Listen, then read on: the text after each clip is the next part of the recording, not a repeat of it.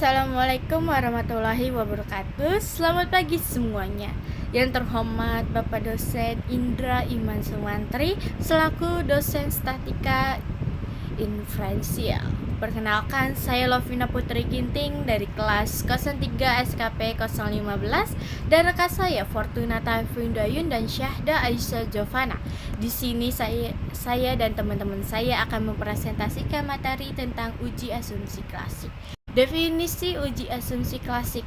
Uji asumsi klasik merupakan persyaratan statika yang harus dipenuhi pada analisis regresi linear berganda yang berbasis OLS. Analisis regresi yang tidak didasarkan pada OLS, maka demikian itu tidak memerlukan persyaratan asumsi klasik.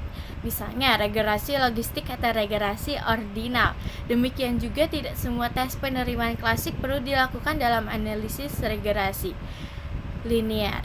Misalnya uji multikolitas tidak dilakukan dalam analisis regresi linear sederhana dan uji autokorelasi tidak perlu diterapkan pada data cross-seksional. Hal ini yang harus dipahami mengenai konsep dari uji asumsi klasik dan penggunaannya, sehingga dalam aplikasi statistik yang digunakan dalam penelitian akan menjadi tepat sasaran penggunaannya. Jenis-jenis asumsi klasik. Yang pertama ada uji normalitas. Uji normalitas adalah untuk melihat apakah nilai residu terdistribusi normal atau tidak. Model regresi yang baik adalah memiliki residu yang terdistribusi normal.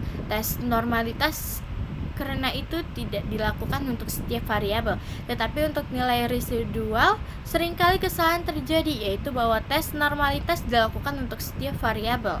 Ini tidak dilarang, tetapi model regresi memerlukan normalitas dalam nilai residual bukan dalam variabel penelitian. Yang kedua ada uji multikolineritas.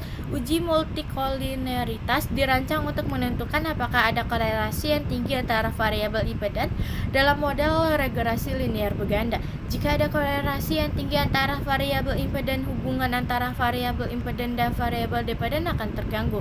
Alat statistik yang biasanya digunakan untuk menguji gangguan multikolineritas adalah FIV, korelasi portion antara variabel impeden atau pertimbangan nilai eigen dan indeks kondisi. Baik, terima kasih atas perhatian Anda semua. Materi berikutnya akan dilanjutkan oleh teman saya. Kepadanya saya persilahkan.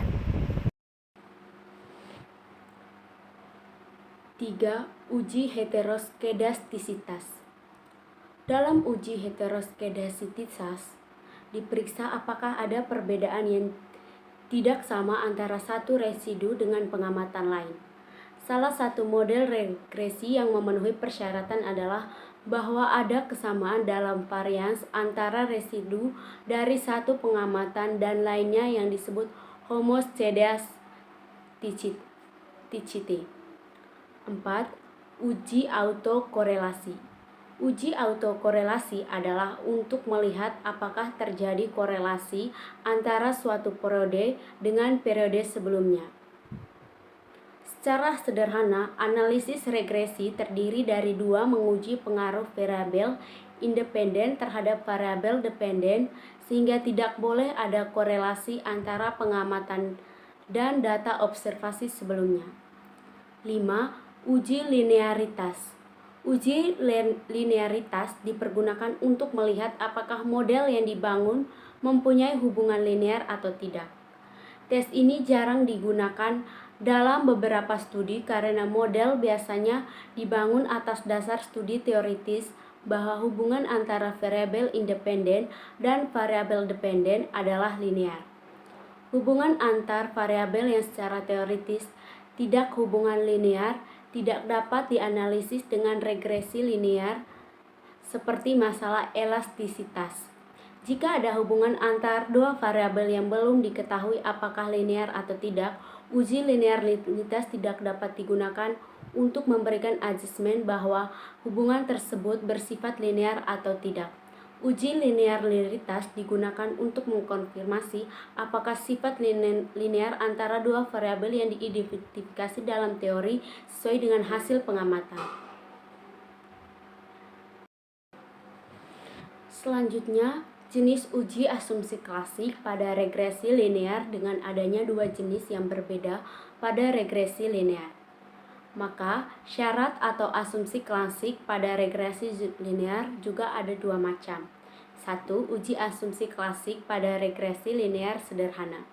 Asumsi klasik pada regresi linear sederhana antara lain: A. Data interval atau rasio, B. Linearitas, C. Normalitas, D. Heteroskedastisitas, E. Outlier, F. Autokorelasi atau hanya data untuk data time series atau runtut waktu. 2.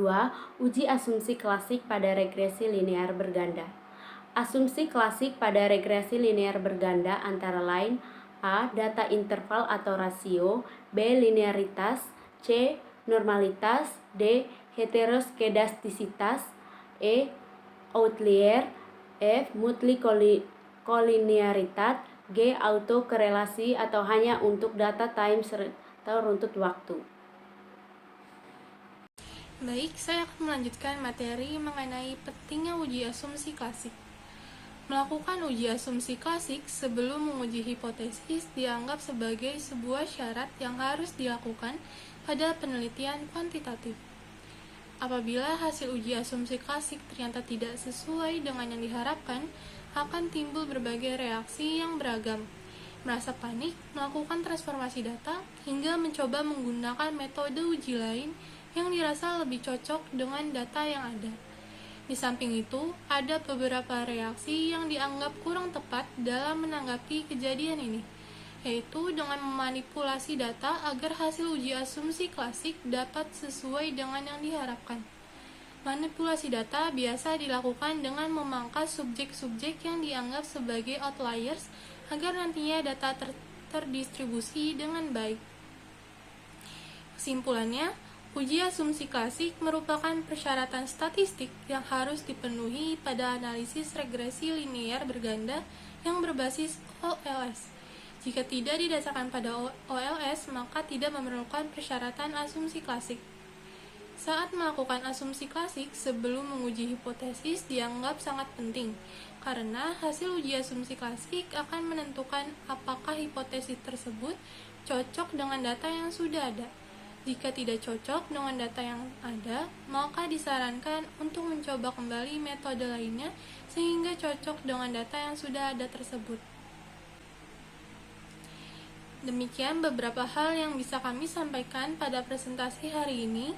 Saya mohon maaf yang sebesar-besarnya apabila ada tutur kata yang kurang berkenan bagi Bapak Indra Iman Sumantri dan teman-teman sekalian. Dengan ini presentasi saya tutup.